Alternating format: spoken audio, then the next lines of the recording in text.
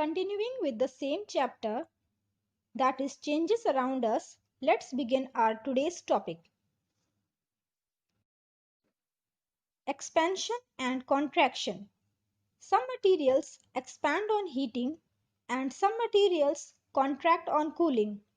The amount of expansion differs in solid, liquid, and gases. Gaseous materials expand the most, while solid material expands the least.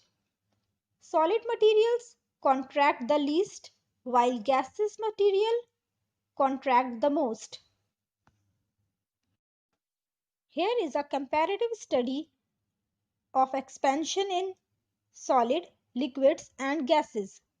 Expansion in solids. You have seen railway tracks consist of two parallel metal rails which are joined together. Small gaps are left in between those parallel metals which are called as expansion gaps. They are left because during the hot weather conditions the metal rails expands and during the cold weather conditions the railway tracks get contracted. So to avoid any accidents, a small gap is left in between the railway tracks.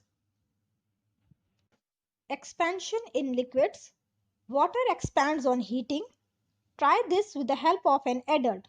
Take a glass filled with water to its brim. Pour the water into a container and heat it. Now try to pour the water back into the same glass. The water overflows. This shows that liquid expands on heating. Expansion in gases. If you keep an inflated balloon in the sun for some time, what will happen? It will grow in size as the air inside it expands on taking heat from the surrounding, which shows that gases expands on heating. Here are few more examples. The tight metal lids are easy to remove after passage of hot water over them. Sagging of electrical power lines is another example of expansion.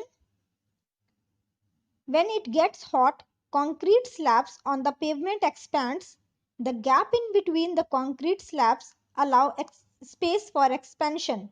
Therefore, small gaps are left in between the two concrete slabs. Let's have a look on contraction in solid, liquid, and gases. Contraction in solids. If we hold a very hot glass tumbler under cold water, it cracks. This is because the outer surface of the glass comes in direct contact with cold water and contracts more as compared to the inner surface.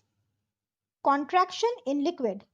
We observed that water expands on heating. Can you say what will happen if the water is allowed to cool down and then poured back into the glass? Would it still overflow? No, this is because of contraction. Contraction in gases. If an inflated balloon is tied at the mouth of a bottle and the bottle is placed in ice cold water, what will happen? The balloon will shrink in size as the air inside the balloon contracts on cooling. This is a very good example of expansion and contraction. Heat makes metallic wire expand and cold makes the material shrink. Therefore, without a slack, they could become too tight and break in winters or pull loose from their anchors in summer. This is the reason why wires are kept slightly loose when they are laid. Thank you for watching.